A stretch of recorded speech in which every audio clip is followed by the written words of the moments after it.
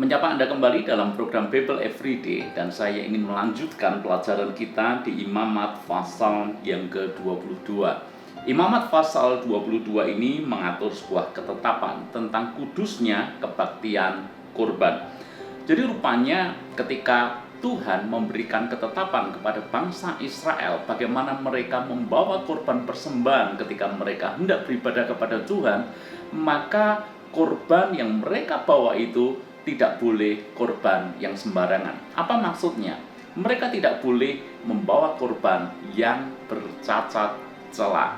Jelas sekali di dalam pasal yang ke-22 ayat yang ke-25 dikatakan seperti ini. Juga dari tangan orang asing janganlah kamu persembahkan sesuatu dari semuanya itu sebagai santapan Allahmu, karena semuanya itu telah rusak dan bercacat badannya. Tuhan tidak akan berkenan akan kamu karena persembahan itu. Ibu bapak saudara semuanya, jelas sekali dikatakan bahwa mereka tidak boleh membawa korban persembahan yang cacat.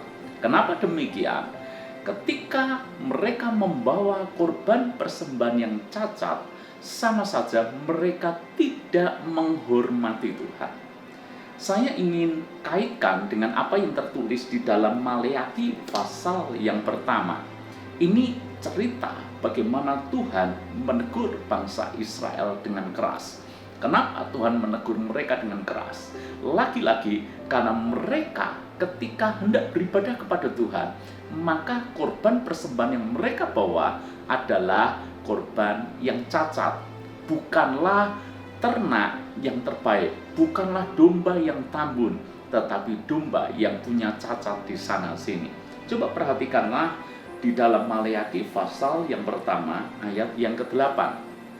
Apabila kamu membawa seekor binatang buta untuk dipersembahkan, tidakkah itu jahat? Apabila kamu membawa binatang yang timpang dan sakit, tidakkah itu jahat? Cobalah menyampaikan kepada bupatimu, apakah ia berkenan kepadamu, apalagi menyambut engkau dengan baik. Firman Tuhan semesta alam. Jadi rupanya Tuhan menegur bangsa Israel ketika mereka membawa korban persembahan berupa hewan yang buta, hewan yang sakit, hewan yang timpang kakinya. Buat Tuhan itu adalah sebuah kejahatan. Kenapa? Itu sama saja mereka tidak menghormati Tuhan, Raja di atas segala raja.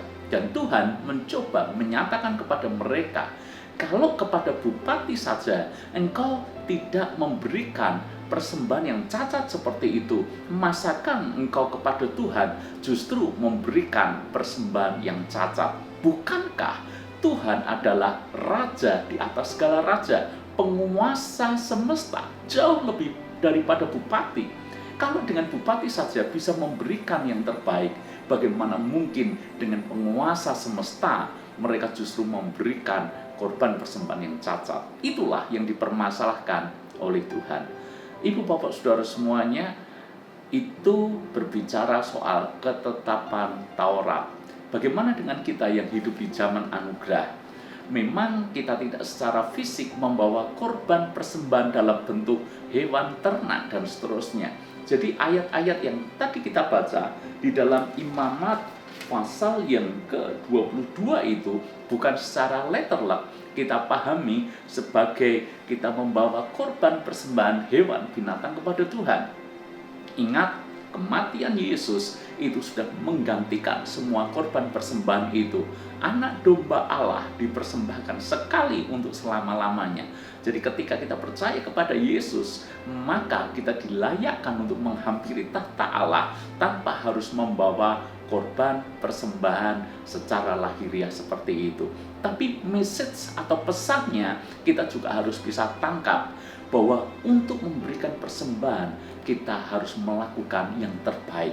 Di zaman sekarang kita tetap memberikan persembahan, dan memberikan persembahan harus didasari dengan sikap hati yang benar bahwa kita rindu memberikan yang terbaik kepada Tuhan. Kenapa? Persembahan yang kita berikan itu menunjukkan respek kita pada Tuhan.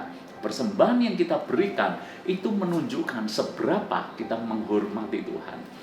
Tidak berbicara soal nominal atau berapa jumlah yang kita persembahkan, karena Tuhan tidak mempermasalahkan jumlahnya. Anda ingat tentang persembahan janda miskin yang hanya memberikan beberapa peser daripada apa yang dimilikinya. Toh Tuhan memuji janda ini bahkan lebih daripada orang-orang kaya pada waktu itu. Ingat, bukan soal jumlahnya, tapi soal sikap hatinya ketika memberikan persembahan kepada Tuhan. Maka ketika kita memberikan persembahan kepada Tuhan, tapi hati tidak rela, berarti persembahan kita adalah persembahan yang cacat. Kita memberikan persembahan tetapi dengan motivasi tertentu, kita ingin dipuji, kita ingin ini dan kita ingin itu, berarti ada persembahan yang cacat. Maka di zaman sekarang, kalau kita ingin memberikan persembahan, mari berikan persembahan karena kita mengasihi Tuhan dan karena kita respect dan menghormati Tuhan melalui persembahan kita. Justru dengan persembahan kita ini, kita menyatakan bahwa kita mengasihi Tuhan dan memuliakan Tuhan. Firman Tuhan berkata, muliakanlah Tuhan dengan hartamu. Maka ketika kita memberikan persembahan kepada Tuhan, biarlah persembahan kita ini berkenan kepada Tuhan dan membawa kemuliaan bagi nama Tuhan. Tuhan berkata.